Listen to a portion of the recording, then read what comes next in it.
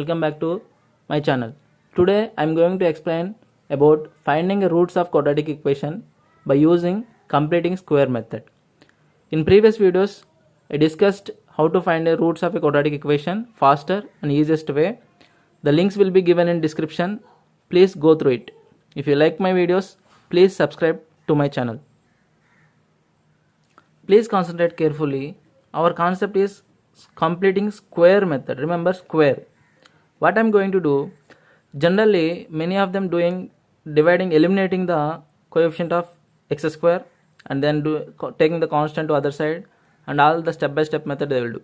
We'll do somewhat differently. What I'm going to do, multiplying 4a both the sides.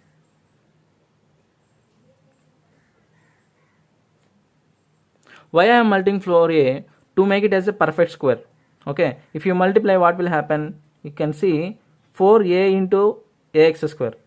Okay, then it will be 4a square x square plus 4abx plus 4ac is equal to 0 into 4a, 0 only.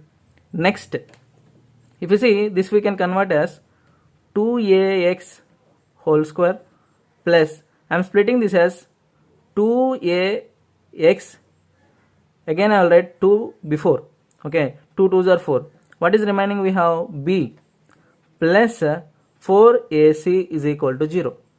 If you observe carefully, here we have a square and 2ab form. What is the missing term? B square alone. That's why I am adding and subtracting b square. 2ax whole square plus 2 into 2ax into b. I am adding b square and subtracting b square, and as usually I am writing 4ac, that is equal to 0. If you observe clearly, 2a square, it is in the form of a square, then in this term this is in the form of 2ab, and this one it is in having b square, a square plus 2ab plus b square. Then entirely we can convert in the form of a plus b whole square. Remaining terms I'll send to the right hand side. Then what will happen? You see carefully. Then 2ax plus b whole square, that is equal to minus b square, go to other side, will becomes plus b square, and 4ac go to other side, it will becomes minus 4ac. Next, here we have square. If we go to other side, it will become square root. Then I will write like this one, 2ax plus b square, go to other side, square root I said, no. Then while you are writing square root, we should follow plus or minus. We should write this way, b square minus 4ac. Then b also we have extra, send to the other side, it will becomes 2ax is equal to plus b, go to other side, is minus b plus or minus square root of b square minus 4ac. And extra what we have? Here we have 2a only. Then 2a sent to the other side. Then x is equal to minus b plus or minus b square minus 4ac in a square root is divided by 2a. Then we can write like, here plus or minus we have, we can split x value as x is equal to minus b plus square root of b square minus 4ac is divided by 2a is a one root, and another root will be minus b minus square root of b square minus 4ac is divided by 2a. Let me explain this method by using of some example. 3x square plus 4x minus 15 is equal to 0. What I said before, we should multiply 4a entire things. Okay, 4a means a is coefficient of x square, and 4a is what? 4 into 3. We should multiply with 12.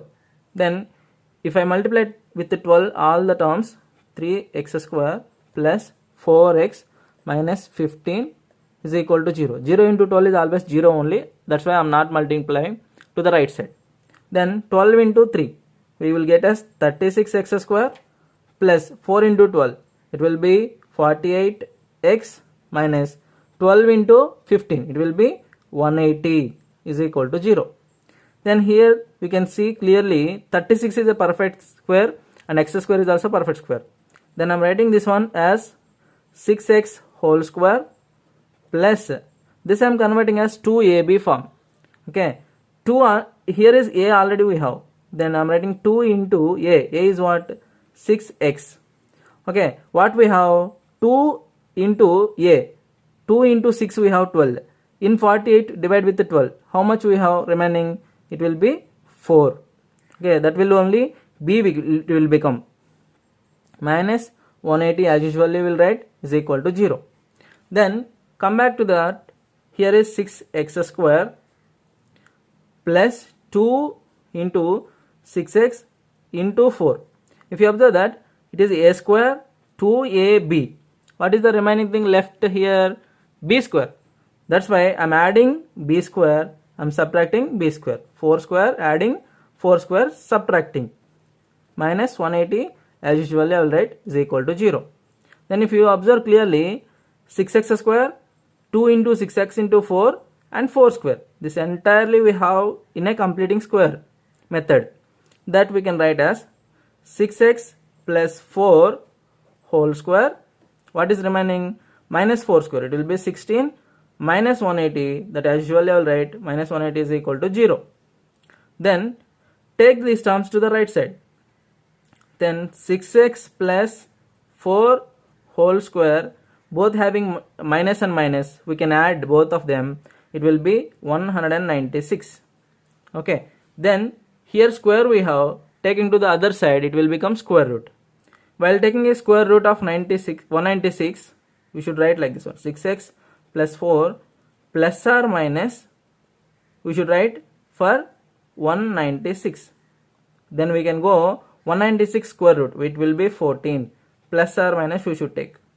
Okay, then what we have? 6x plus 4 is equal to plus or minus 14. Okay, then here I will write the values of x. 6x plus 4 plus 14 I will take one time. Next time I will take negative.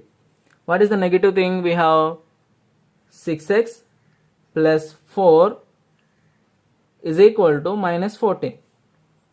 Okay, plus 4 go to other side will be minus, then it will be 6x is equal to 10 and x is equal to 10 by 6, then x is equal to 2 table if we cancel 5 by 3. Here what will get? 6x is equal to minus plus 4 go to other side will be minus 4, already it is minus 14, then it will be minus 18. Then x is equal to minus 18 is divided by 6, then x is equal to minus 3 times. Okay, the values of x values are 5 by 3 comma minus 3. If you like my explanation, please subscribe to my channel. Thank you.